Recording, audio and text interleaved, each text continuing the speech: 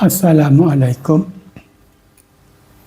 Saya akan memberi satu siri kuliah berkenaan dengan sedimentologi.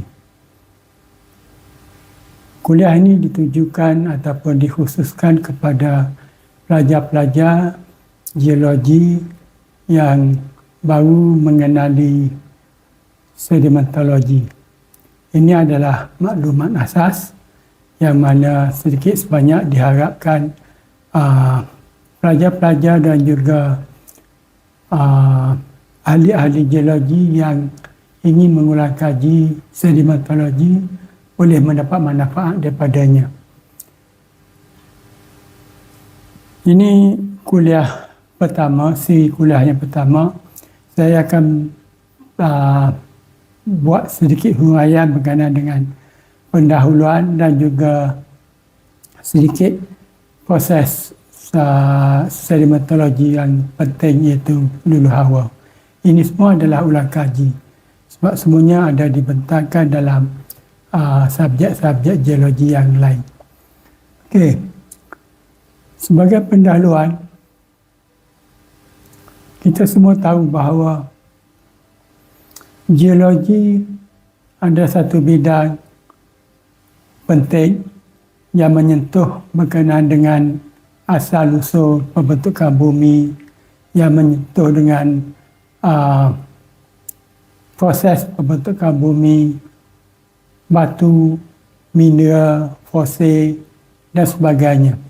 So, sedimentologi ini adalah salah satu bidang yang memperlihatkan sedimen dan juga batu sedimen, serta juga segala proses-proses yang menghasilkan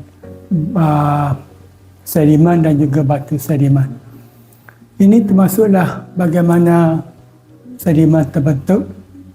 Umumnya bermula daripada proses luluh hawa menjadi sedimen diangkut, dienap, kemudian hinggalah dia menjadi batu sedimen. Dan bidang sedimentologi ini sangat penting kepada industri petroleum dan kita kena sedar dan kita tak boleh nak tolak bahawa perkembangan bidang sedimentologi ini sangat pesat disebabkan oleh aktiviti cari gali petroleum. Sebab kebanyakan bahan hidrokarbon, minyak dan juga gas, dia terkandung ataupun tersimpan dalam batu sedimen. Dan selain itu, sedimentologi juga berkait rapat dengan bidang-bidang geologi yang lain, termasuklah bidang geologi sekitaran, alam sekitar. Okey, kalau kita lihat rajah ni, dia menunjukkan satu cycle macam mana batu sedimen terbentuk. Bermula daripada bumi yang mengalami proses angkatan, batuan yang terhasil di perut bumi terangkat menjadi gunung ganang, expose di permukaan bumi, terdedah kepada proses luluh hawa. So, proses luluh hawa ini menyebabkan batuan yang pejal tadi, yang terdedah, dia pecah kepada batuan yang lebih kecil. So, pecah-pecah ini adalah dipanggil sedimen ataupun partikel. Partikel-partikel ini dihakis, iaitu diangkut ke tempat lain oleh berbagai-bagai proses, berbagai-bagai cara angkutan. So, kita akan lihat proses angkutannya nanti. Kemudian diangkut dan pada satu tempat sedimen yang terhasil tadi akan dienap. Dia akan dienap di satu tempat yang lain. Terhasil di kawasan pegunungan, umumnya di daratan. Kemudian sedimen tadi diangkut dan dienap di satu sekitaran pengenapan lain di permukaan bumi juga. So, sedimen ini akan terenap mungkin di sungai, mungkin di padang pasir, muara sungai ataupun delta, di laut cetek, laut dalam dan sebagainya. So, itu adalah sekitar sedimen yang ada. So, kita akan lihat juga satu persatu dengan terperinci, agak terperinci. So bila dia tak nak, sedimen tadi akan tertimbus layer by layer. So akhirnya batuan ataupun sedimen yang terletak di bawah akan mengalami tekanan yang tinggi daripada beban yang ada di atas. Tekanan dan suhu yang tinggi menyebabkan berlaku proses diagenesis di sini. So proses inilah yang membentuk batu sedimen. So proses ini akan berulang. Okay. Batuan yang dah terenap di permukaan bumi, yang terbentuk di permukaan bumi ini akan mengalami pengangkatan. So dia akan jadi cycle yang baru dan proses ini akan berulang. Okey, dalam siri kuliah ini nanti saya bahagi kepada 3 tajuk yang besar, iaitu sedimen, partikel yang terhasil daripada proses luluh hawa tadi. Partikel ini tak asing, masih satu persatu boleh bergerak, diangkut, dienap dan sebagainya. Kemudian batu sedimen. Batu sedimen ini sedimen yang terkumpul tadi, dia dah diikat di simen menjadi batu. So dia dah jadi satu batuan yang pejah. Dia tak boleh, partikel sedimen tadi dah tak boleh diangkut sebagai individu partikel lagi dah. Kemudian yang terakhir, yang agak advance, itu sekitaran pengenapan, iaitu ciri-ciri dan juga spesies-spesies yang akan terhasil di setiap sekitar sedimen ini. Okey, sebelum kita pergi lebih lanjut, kita lihat secara umum kitaran sedimen. Tadi saya dah sebut secara umum.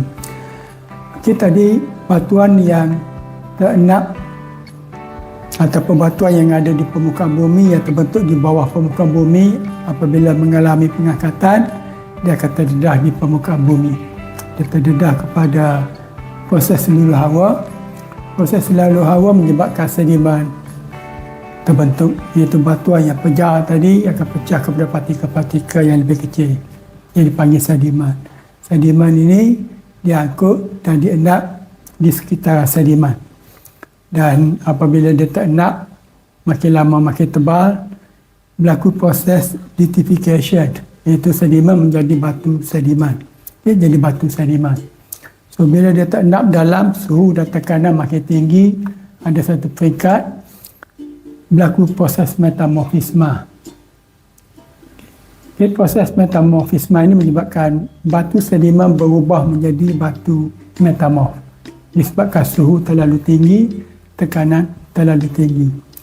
Kalau tekanan dan juga suhu makin bertambah, batu metamorf ini akan melebur. Dia akan lebur, dia akan menjadi cecair batu.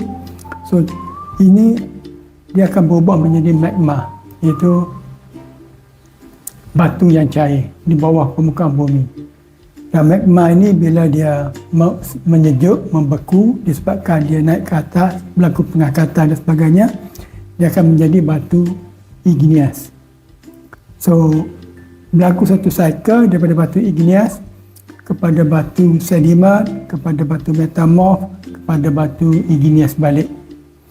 Okey, tak semestinya batu igneous yang ada di sini. Batu sedimen, selain daripada dia berubah menjadi metamorf, batu sedimen ini dia boleh mengalami proses pengangkatan. Okay, dia mengalami proses pengangkatan dan akhirnya dia menjadi batu sedimen kat sini, terenap nata luluh hawa dan cyclenya sedimen kepada sedimen.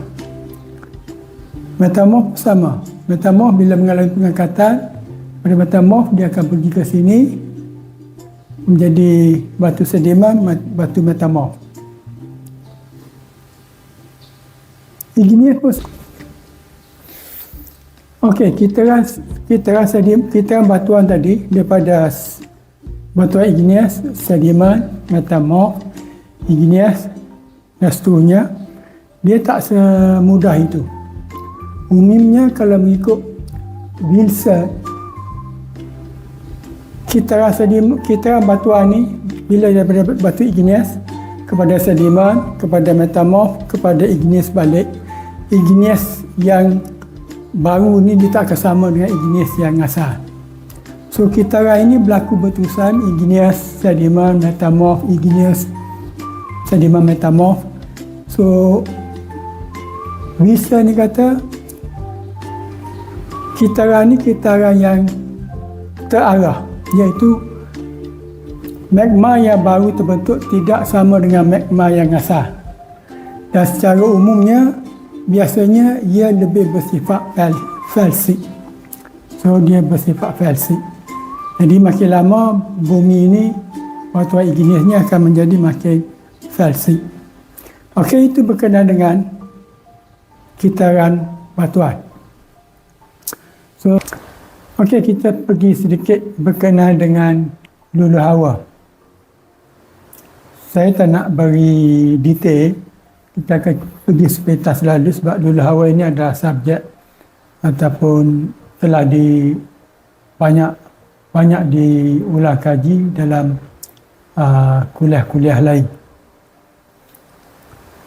Okey, sekarang ni kita lihat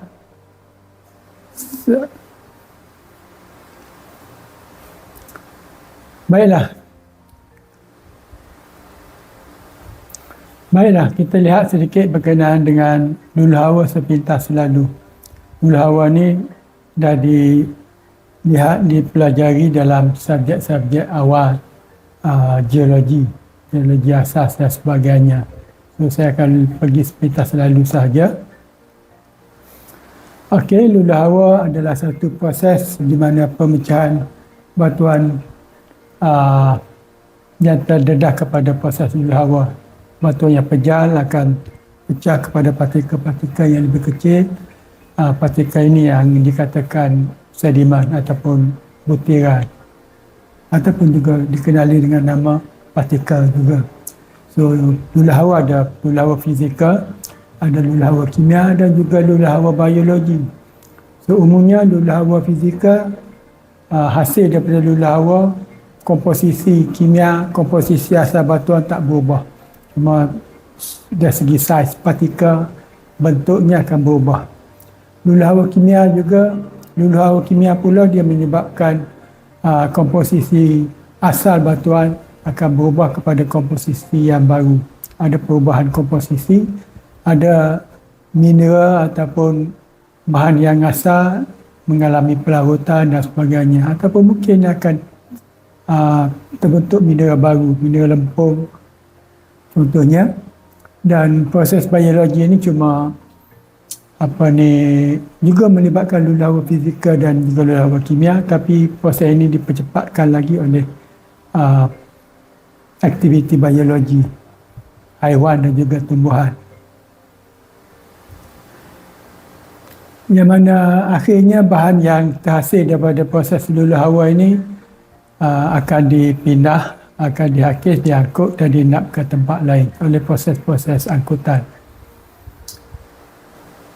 Faktor yang mempengaruhi luluh hawa ini banyak. Satu, kandungan batuan. Seperti saya katakan tadi, struktur batuan juga sangat-sangat mempengaruhi kadar luluh hawa, terutamanya sistem letakkan yang ada. Iklim panas lembap akan mempengaruhi ataupun menyebabkan luluh hawa kimia jadi dominan. Iklim besar, luluh hawa kimianya akan menjadi minimum. So, luluh hawa fizikal yang akan jadi lebih pesat di sana. Topografi, tumbuhan, haiwan ini juga akan mempengaruhi kadar luluh hawa. Dan akhir sekali masa. So, kalau batuan mula-mula terdedah, so berbanding dengan dah lama terdedah, so kita akan dapat lihat perubahan. Kalau dia baru terdedah, dia akan membentuk morfologi yang tinggi umumnya. So makin lama berlaku penyusutan daratan yang menyebabkan gunung ganam menjadi rendah dan akhirnya menjadi dataran rendah. Okay, kita lihat sekitar lalu luluh hawa fizikal. Saya nak sebut proses jenis-jenisnya sahaja. Satu, pengembangan akibat suhu panas sejuk, terutamanya di kawasan yang ada perubahan iklim, perubahan suhu, waktu malam sejuk, waktu siang panas. Baji ais di kawasan yang sejuk, air mengisi rekahan. Bila sejuk, rekahan air menjadi ais, so rekahan akan terbuka. Pengurangan beban, so ini akan menyebabkan, terutamanya kalau batuan igneous, berlaku pengelupasan di bahagian permukaan batuan. Akar tumbuhan, so dia akan mempercepatkan proses luluh hawa fizikal. Pertumbuhan hablu ini banyak berlaku di kawasan tepi pantai, yang mana air laut yang terkena batuan, garam terbentuk di celah-celah butir-butir mineral yang halus tu, so akhirnya boleh membentuk taponi. Luluh hawa kimia banyak dipengaruhi oleh komposisi batuan. Kalau kita lihat siri Bowen semasa proses penghabluran magma, ada mineral yang terbentuk dahulu dan diikuti oleh mineral lain, dan akhirnya yang paling lewat terbentuk adalah kuarza. So dalam proses luluh hawa kimia, mineral yang terbentuk paling awal dalam siri Bowen, dia akan paling mudah terluluh hawa. Jadi kuarza yang terbentuk pada peringkat paling akhir, so dia akan jadi mineral yang paling kuat, paling tahan terhadap luluh hawa kimia. So luluh hawa kimia yang paling dominan pelautan, terutamanya dalam batu kapur. Oksidasi, terutamanya sedimen-sedimen daratan, ada tindak balas bahan batuan dengan bantuan air dan juga bantuan oksigen di udara, menyebabkan berlakunya pembentukan mineral besi dan sebagainya. Hidrolisis, pembentukan mineral lempung, contohnya Vespa. Dalam batuan berlaku proses luluh hawa hidrolisis, dia akan menjadi lempung, mineral lempung. So mineral lempung ni ada banyak jenis, kaulinik, lilit, smektik, klorik dan sebagainya. So mineral mana yang akan terbentuk, itu banyak faktor-faktor yang mempengaruhi. Kemudian luluh hawa biologi ini adalah aktiviti haiwan, tumbuhan yang cuma membantu proses luluh hawa fizikal dan juga luluh hawa kimia. Okey, contoh saya nak beri di sini, nak tunjuk sedikit apa terjadi kalau batuan granat terluluh hawa. So kita tahu batuan granat dia ada plagioclase, Vespa juga, kuarza. Ini adalah 3 mineral utama yang ada dalam batuan granat. Selain itu ada juga mungkin biotite, muscovite dan sebagainya. So apabila berlaku luluh hawa, kita ambil contoh di kawasan kita, panas lembap, ada luluh hawa fizikal, ada luluh hawa kimia. Luluh hawa kimia, proses hidrolisis akan menyebabkan Vespa ini menjadi lempung, mineral lempung berputih halus.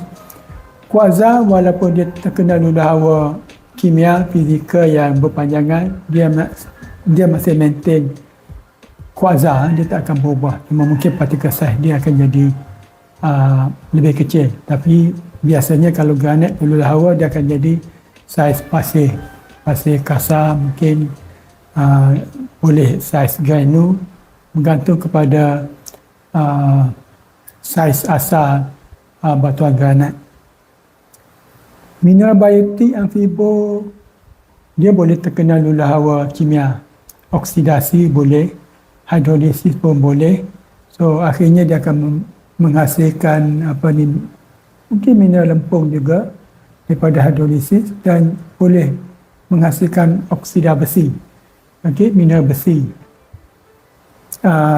Kemudian daripada proses pelautan dan juga luluh hawa kimia yang lain tadi, sebahagian daripada plagioclase Vespa ni akan mengalami pelautan, so dia akan berubah menjadi unsur-unsur yang ataupun ion-ion dalam lautan. Jadi kita ada ion dalam unsur-unsur kimia dalam bentuk lautan. Kita ada lempung yang berbutir halus dan kuarza berbutir kasar selain daripada oksida besi tadi. So partikel-partikel ini akhirnya akan diangkut, akan diangkut oleh proses angkutan, dan bila dia sampai, kita ambil contoh di pantai, bila sampai ke pantai, kuarza yang berbutir kasar dia akan dienap di tepi pantai, akhirnya membentuk sedimen pasir dan batu pasir. Akhirnya mineral lempung tadi akan bergerak terenap lebih jauh dan menghasilkan lumpur, batu lumpur. Kemudian mineral ataupun unsur kimia yang diangkut dalam bentuk lautan tadi, ion-ion tadi, dia boleh berlaku pengenapan sedimen secara kimia. Dan salah satunya mungkin dia boleh menghasilkan batu kapur. Batu kapur hasil pengenapan secara kimia. So, kuarza dan juga lempung ini diangkut secara partikel, diangkut secara partikel.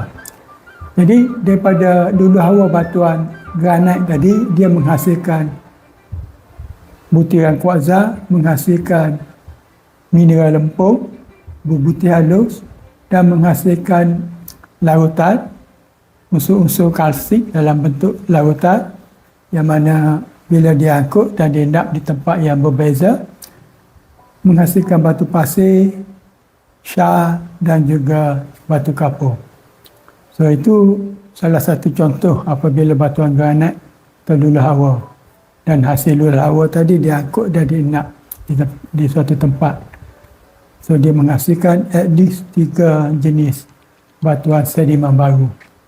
So kalau kita ada sumber yang berbeza, so hasilnya juga akan berbeza.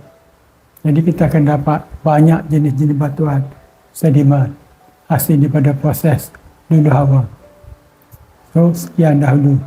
Terima kasih.